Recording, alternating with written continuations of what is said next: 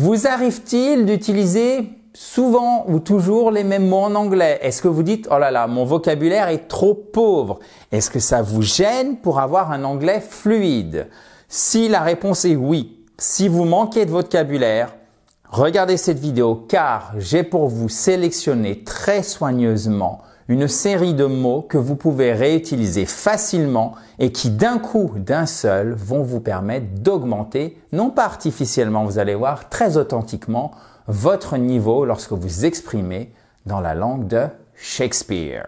Hello everyone, I'm Adrian, your teacher with I Speak Spoke Spoken. Le premier mot qui fait vraiment bonne impression, c'est tremendous. Et vous voyez, vous avez l'accent tonique sur la deuxième syllabe. Pourquoi? Parce que quand on regarde la transcription phonétique, qui est juste ici, on voit bien qu'on a une apostrophe ici, qui nous indique qu'on a un accent tonique. En bon anglais, un stress. Alors, évidemment, pas besoin de s'en faire. J'ai failli dire pas besoin de stresser, mais j'ai trouvé que c'était un peu gros comme plaisanterie. Donc, pas besoin de vous en faire. L'accent tonique, ça vient petit à petit. C'est pas tremendous, c'est tremendous. Tremendous, ok? So, vous pouvez l'utiliser pour dire incroyable, énorme, d'accord? I had a tremendous time at the party, for example.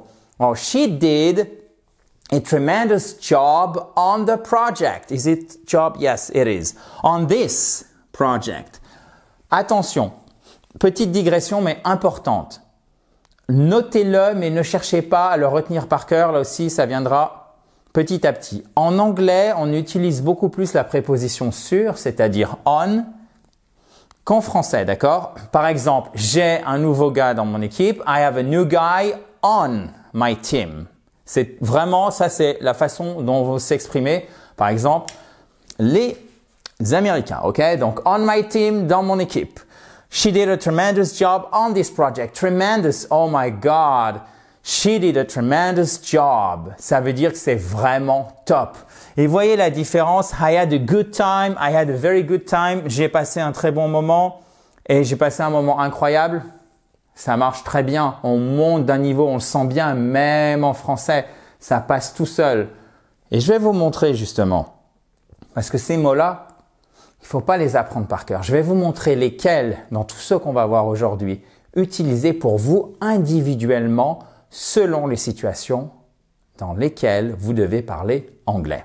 Écrasant, bouleversant, incroyable, c'est vraiment trop, il y a un trop plein d'émotions, c'est accablant, overwhelming, overwhelming, vous faites bien l'accentuation ici, ok? Overwhelming. For example, the amount of work is overwhelming. She felt an overwhelming sense of joy.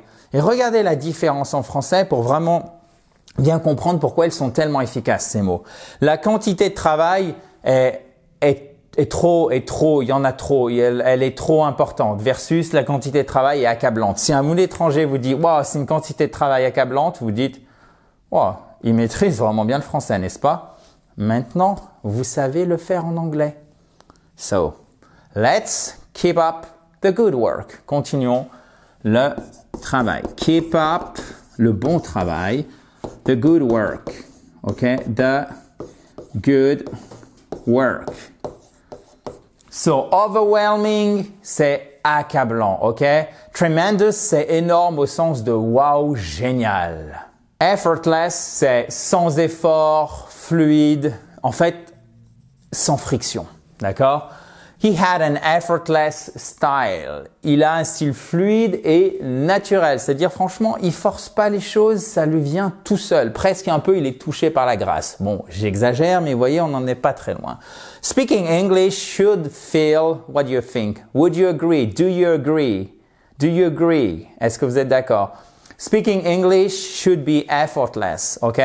Effortless. Effortlessly, vous avez aussi l'adverbe. Effort.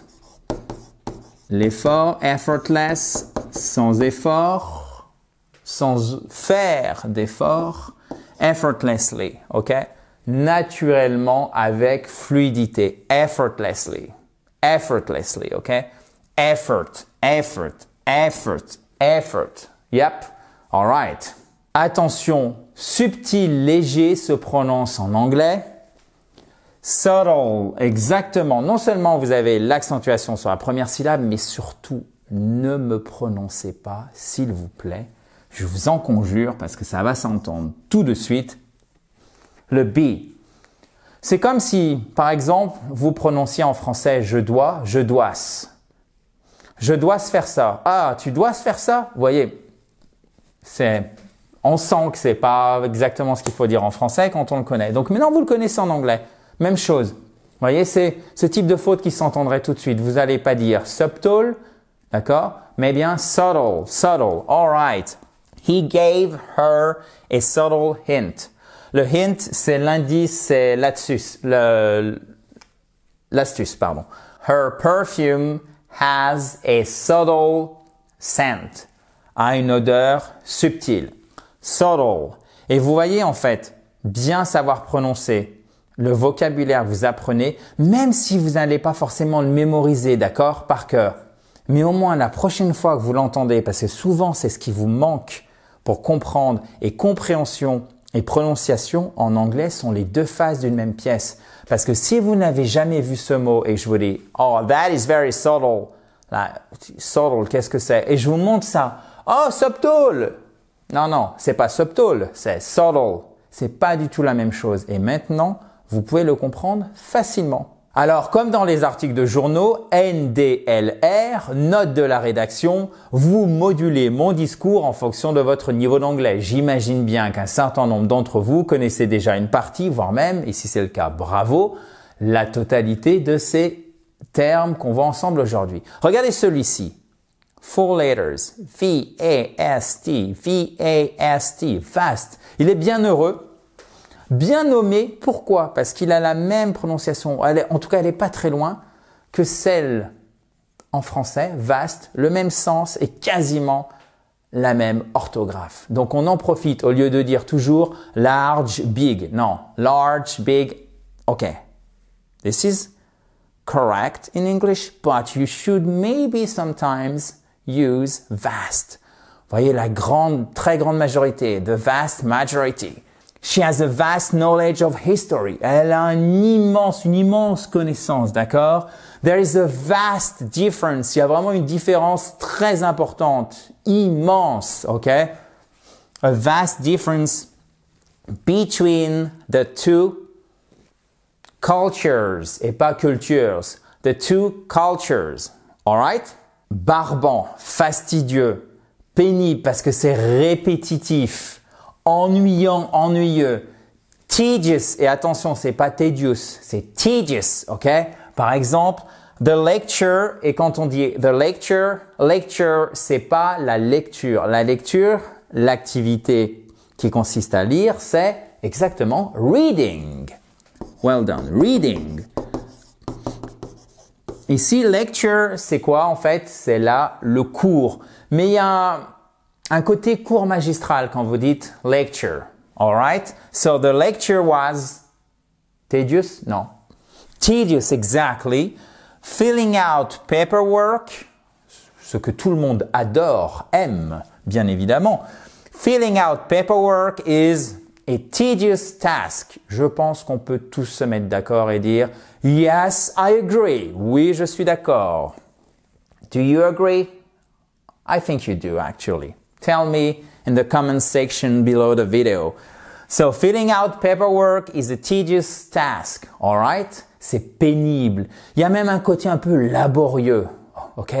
Et avant qu'on passe au 7e mot, deux choses. Est-ce que vous savez comment on dit la paperasse en anglais? Parce que c'est vraiment, ça n'a rien à voir avec le français. La paperasse, ça se dit red tape, ok? Red tape. Et la deuxième chose que je voulais voir avec vous, c'est tout simple. Vous pouvez, si vous le souhaitez, tout ce que vous voyez à l'écran, vous pouvez tout télécharger, faire le quiz d'application pour voir si vous avez bien retenu ces mots qui vous permettent de fluidifier votre anglais. Vous pouvez y accéder librement, j'insiste là-dessus. De la même façon, on pose souvent la question, cette chaîne YouTube est en accès libre. Vous cliquez pour télécharger. Tout ceci, c'est dans la section, la catégorie vocabulaire sur le i en haut à droite ou sur le lien Si vous êtes notamment, chers amis, sur mobile ou sur tablette, sur le lien qui est directement dans la description de la vidéo. Je pense que vous voulez un anglais comme ça, un anglais authentique, un anglais, on pourrait presque dire, même si c'est un peu maladroit en français, sincère, voyez, qui sonne bien. Genuine, genuine et pas genuine. Genuine, genuine, okay? So she gave me, she gave, et c'est pas gave, d'accord? She gave me a genuine smile. Pas comme ça, d'accord? Genuine smile, okay? Yeah. Genuine smile. This is a genuine leather bag. Leather, feather. Regardez ces deux mots, ils se prononcent presque de la même façon et c'est surtout pas leather, d'accord?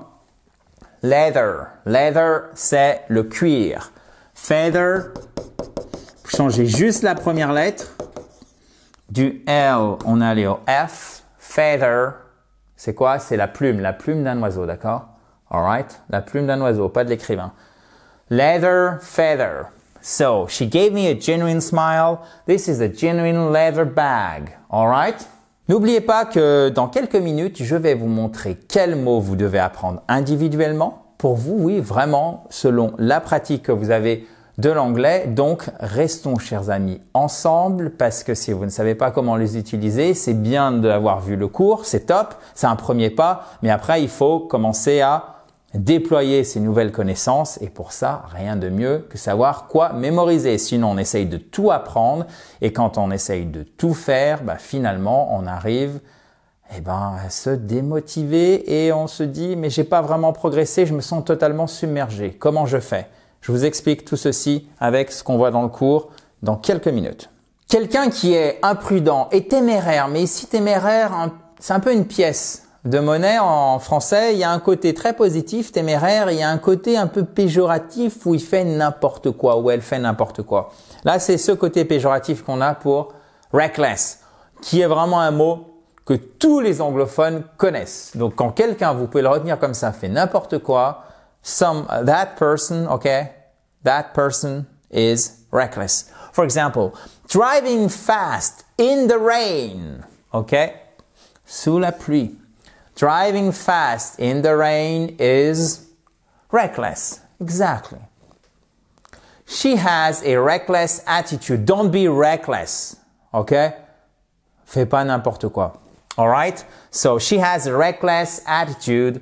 Driving fast in the rain is reckless. Un mot vraiment très courant, un peu passe-partout et qui montre que vous maîtrisez bien l'anglais au lieu de dire she's doing something stupid. Non, vous voyez, c'est bon. Quand je prends l'accent français, très important. C'est absolument pas péjoratif ou pour me moquer, non, pas du tout. C'est vraiment pour bien mettre en contexte et bien vous montrer la différence. On passe tous par une prononciation qui est pas exceptionnelle, qui est pas même parfois suffisante, malheureusement, c'est normal, d'accord? L'apprentissage, learning a language, okay, is a process. C'est un process. C'est pas l'auto. D'un coup, boum, on devient très riche. Pas du tout, d'accord? Donc ça se fait comme ça. Il y a des phases de plateau. Parfois même on régresse parce qu'on a oublié de regarder la chaîne YouTube I Speak Spoke Spoken, par exemple. On s'y remet, hop, et on continue. Mais ce qui compte, c'est la régularité, ok? Permettez-moi de vous faire une confession. Je pense que c'est le mot que je préfère dans la liste. Vous voyez, il a un petit son là qui va bien avec son sens witty, witty, witty. Qu'est-ce que c'est? C'est malicieux, mais au sens laudatif. C'est-à-dire que c'est vraiment positif. C'est drôle, plein d'esprit, qui a de la répartie. Vous voyez, c'est presque ça. Qui sait faire, qui a de l'esprit, tout simplement en français, on dirait. Wit, c'est la répartie, l'esprit, d'accord? Avoir de l'esprit. Avoir cette capacité à rebondir de manière linguistique et de manière humoristique lors d'un échange verbal, pour être vraiment précis. Bon, vous l'utilisez comment? Par exemple, a witty remark. Remark, accentuation ici sur la seconde syllabe. He made, et pas he made, he made a witty remark. J'ai de déployer plus de mots, ici en l'occurrence 3, alors qu'en anglais vous en avez 2, voire ici un seul. C'est très courant. L'anglais est plus condensé, plus ramassé que le français. He made a witty remark. That was a witty joke. Évidemment, vous pouvez dire smart. Vous pouvez dire aussi clever. Mais là, si je vous dis, il a fait une remarque intelligente versus il a fait une remarque pleine d'esprit, qu'est-ce qui vous frappe le plus? Justement, qu'est-ce qui vous frappe l'esprit, si je puis dire, lorsque vous êtes francophone et vous écoutez un étranger? Et il a fait une remarque pleine d'esprit, il a fait une remarque intelligente. Si je dis plein d'esprit avec un accent comme ça, bon, je ne sais pas trop quel accent c'était, mais vous voyez l'idée. Évidemment, c'est tout de suite, vous dites, waouh, tu parles bien français, tu l'as appris où, etc. Vous voyez? C'est pour ça que ça coûte pas grand chose de bien améliorer son anglais, ou en tout cas de l'améliorer, mais en étant un peu, comment dire, un peu tactique. C'est-à-dire qu'on sélectionne ce qui permet de, pas artificiellement, j'insiste, tout ça est authentique, mais d'augmenter assez rapidement votre niveau. Et là, au niveau vocabulaire, au niveau expression. Donc, retenez witty, ok? That was a witty joke. Vous m'avez peut-être, chers amis, entendu utiliser deux prononciations différentes, witty et witty. Donc, pour moi, ça sera plutôt witty, with an American accent, ok? Et là, vous voyez qu'en fait, sous le T, vous avez un mini arc de cercle qui signifie que le te devient presque un de. Pourquoi? Parce que le pauvre te, quand il est entre deux voyelles, il se fait compresser, d'accord? Un peu comme entre deux marteaux-piqueurs ou deux presses. Et d'un te, il se fait tordre et il devient presque un de. OK? Witty, witty, witty. Alright? So, that was a witty joke. Sa transformation est super ou était super versus sa transformation était stupéfiante. Exactement. Stupéfiante, vous dites, wow, cool. Astonishing, astonishing. Étonné, étonnante, stupéfiante. Même c'est vraiment là, vous êtes là, wow. So the view from the top was astonishing. Et vous pouvez bien sûr dire very nice. Vous pouvez dire awesome. Mais si vous voulez monter d'un cran, ce que je vous conseille, c'est astonishing. For example. Quand vous sentez que la personne ne veut pas trop faire quelque chose, elle hésite, elle est un peu sur la défensive, elle a un pas devant, un pas derrière, elle est réticente. En anglais, elle est, attention à la prononciation, reluctant, reluctant, exactly. Okay? For example, she was reluctant to accept the offer. L'offre. She was reluctant to accept the offer. He seemed reluctant to talk about it. Et pas to talk about. To talk, you do not pronounce the letter L, please. And this is not about, but about. Pas about or about. Ok, about. C'est ici, sur la deuxième partie du mot, que se fait l'accent tonique. So, repeat after me. No, actually. You know what? You're going to repeat with me. On répète ensemble à 3. Et je m'arrête si vous le faites pas. Hein, parce que je vous vois. Oui, je vous vois vraiment. Je sais que certains doutent, mais vous ne devriez pas. 1, 2, 3. He seemed reluctant to talk about it. Okay, let's do it together once more. All right? He seemed reluctant to talk about it. Nice. Éblouissant en français comme en anglais, ça va très bien avec le soleil. So, the sun was dazzling. Le soleil était éblouissant. J'en profite parce que je peux pas m'empêcher, parce que ça vous pouvez pas le deviner. Comme on dit, le soleil se lève. The sun does not wake up. Okay? The sun rises à l'est, in the east, and se couche, doesn't go to sleep, but it sets in the west. Il se couche, hop, il se couche à l'ouest. So the sun rises in the east and sets in the west. And the sun can be, could be, will be, is dazzling, éblouissant, or was. Another example would be, His performance was dazzling. Elle était impressionnante, éblouissante, d'accord?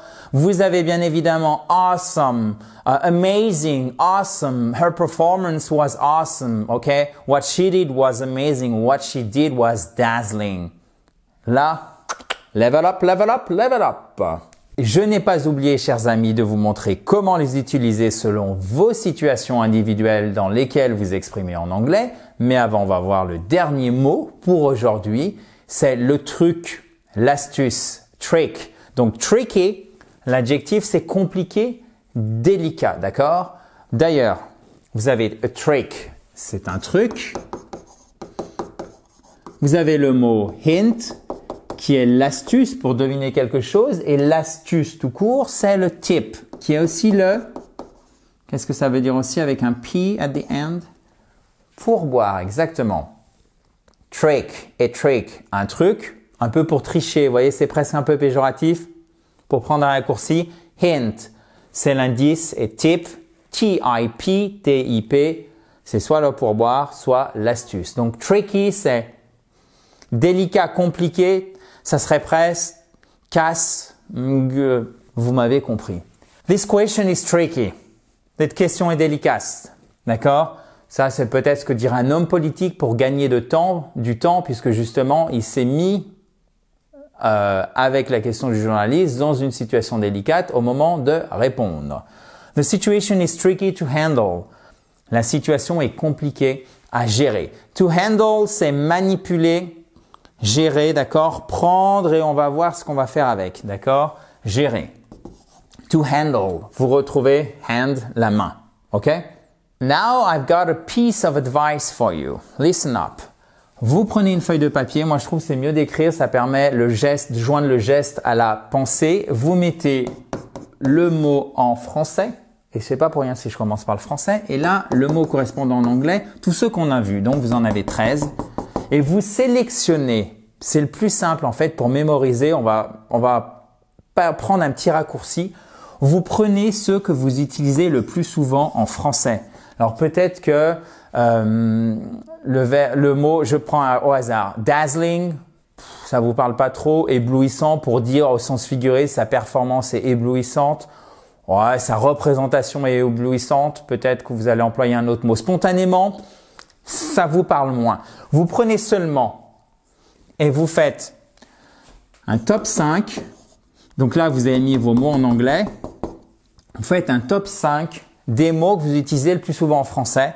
Et là, vous les liez aux mots, d'accord, que vous avez en anglais. Quand je dis vous les liez, c'est soit vous mettez une flèche, peut-être que c'est un peu trop brouillon, soit vous entourez de couleurs, d'accord. Vous avez par exemple vos 5 mots et vous faites la même chose en anglais. Vous notez une phrase d'exemple, vous revenez demain, d'accord. Donc très important, regardez. Pour mémoriser facilement, qu'est-ce que vous faites? Là, on est au premier jour, D0, ok? Donc, vous avez fait votre top 5. Vous avez bien regardé la vidéo, faites votre top 5, vous avez marqué vos phrases d'exemple, soit sur une feuille de papier. C'est pas terrible, les feuilles volantes. Si vous le pouvez, chers amis, je vous suggère plutôt d'avoir un vrai cahier d'apprentissage qui vous permet d'avoir quelque chose de plus structuré, un meilleur fil conducteur. Maintenant, demain, D1, vous allez les revoir. Comment vous faites? Vous mettez votre phrase d'exemple, vous vous assurez de bien retenir la prononciation, d'accord? Vous mettez votre phrase d'exemple avec la phrase en anglais, exactement comme je fais dans le cours, et la phrase en français. Et quand vous revenez, vous cachez la phrase en anglais et vous avez votre phrase en français qui est ici. Et vous essayez à partir de la phrase en français. Alors, c'est plus dur de passer du français à l'anglais que de passer de l'anglais au français. C'est toujours comme ça d'aller dans la langue de destination, qui est celle qu'on apprend. C'est toujours un peu plus difficile. Et à partir donc du français, là, vous essayez de reconstituer la phrase en anglais. Si vous avez des soucis, c'est pas grave. Vous relisez un moment, vous revenez dessus. Vous faites ça pour les 5 mots jusqu'à ce que ça devienne un automatisme. Ok? Et là, vous refaites la même chose. Jour 3, ok. Jour 5, jour 7. Je vous donne vraiment les chiffres qui permettent d'avoir un Space Repetition System, un système de répétition espacée qui permet d'enregistrer vraiment profondément dans la mémoire, pas qu'à court terme, d'accord? Ça a été étudié 23 000 fois depuis le 19e siècle par les linguistes. Ça marche très bien, ok? Donc simplement, là, je vous demande de me faire confiance sur les différents nombres et chiffres. Donc, G0, vous faites jour 1, jour 3, jour 5, jour 7, jour 10, jour 15, jour 20. Et si vous voulez aller un petit peu plus loin, vous continuez bien sûr jour 25, jour 27, jour 30. Là, on fait un peu de révision. Ça, c'est ma sauce maison, si je puis dire, mais ça marche bien. Ok? Donc, ça demande un petit peu de discipline et de rigueur, mais ça fonctionne encore une fois très, très bien. Quand je dis jour 1, jour 3, vous refaites exactement l'exercice dont je vous ai parlé. Hein. Vous cachez ici. Après, vous pouvez le faire peut-être réécrire. À partir du français, vous réécrivez la phrase en anglais. Vous regardez si c'est bon. Mais vous vous assurez, s'il vous plaît, c'est vraiment important, de bien avoir la prononciation aussi. Ok? Donc ça, c'est vraiment très, très important. Si vous voulez être encore plus exigeant avec vous-même et être sûr de mémoriser très très bien et de savoir donc réemployer comme ça les 5 mots que vous avez vus. Surtout si vous êtes débutant, vous pourriez faire ça. Quand vous arrivez à D30, vous recommencez ici. Et vous faites D1, D3, D5, D7, D10 and so on. Ok? Là, je peux vous assurer que si vous faites ça avec votre vocabulaire de manière générale, et c'est pas pour rien d'ailleurs, j'ai sélectionné celui-ci parce qu'il était vraiment utile comme vous l'avez vu, vous allez pouvoir le retenir. Évidemment, c'est pas une app où on vous dit complète le truc à trous et puis je te le représente de temps en temps. Vous parlez même pas, vous n'avez même pas forcément la prononciation, ok? Et puis ça revient 2 ou 3 fois et c'est fini. Non, là il faut vraiment faire ce travail sur des mots qui étaient d'un bon niveau intermédiaire pour pouvoir les réutiliser de manière vraiment autonome et de manière automatique, tout simplement. Donc, si vous avez des questions, vous pouvez mettre tout ceci juste en dessous. Je me pousse pour que vous voyez bien. Donc, c'est ici. Bien évidemment, encore une fois, vous pouvez télécharger toutes les slides, faire le quiz d'application. C'est en accès libre dans la catégorie vocabulaire. Je vais passer devant avec mon bras.